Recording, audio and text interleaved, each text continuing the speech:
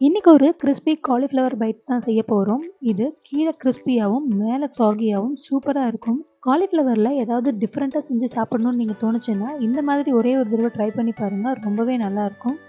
So இது செய்யறதுக்கு first நான் காலிஃப்ளவர ஆவியில வேக வச்சுக்கிறேன். ஃபர்ஸ்ட் ஒரு பாத்திரத்துல தண்ணி ஊத்தி, அந்த தண்ணி கொதிச்சதுமே மேல ஒரு தட்டு வச்சு நான் காலிஃப்ளவர் எல்லாத்தையும் வேக வச்சு எடுத்துக்கிறேன்.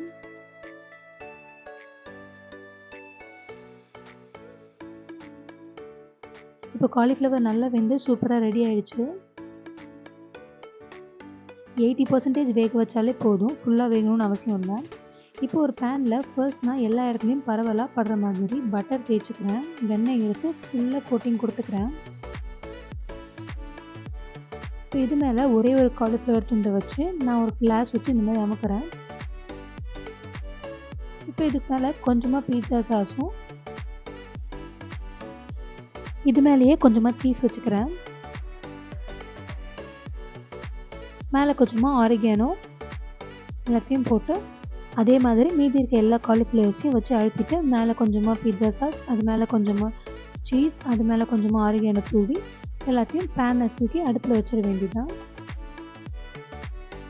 இப்போ நம்ம வேற எதுவுமே போட தேவையில்ல. அடியில ஆல்ரெடி பட்டர் கோட் பண்ணதுனால அந்த பட்டரே உருகி வரும்.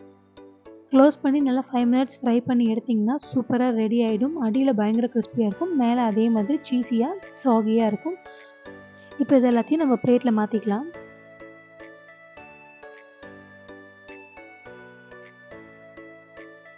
அவ்வளோதான், சூப்பரா ரெடி ஆயிடுச்சு. நல்ல டேஸ்ட்டா இருக்கும். கீழ கிறிஸ்பியாவும், மேல வந்து சீஸியாவும் இருக்கும். நீங்களும் கண்டிப்பா ட்ரை பண்ணுங்க. பிடிச்சா லைக் அண்ட் கமெண்ட் பண்ணுங்க. ஃப்ரெண்ட்ஸ் அண்ட் ஃபேமிலிக்கு ஷேர் பண்ண மறக்காதீங்க. கூடவே நம்ம சேனல சப்ஸ்கிரைப் பண்ணவும் மறந்துடாதீங்க.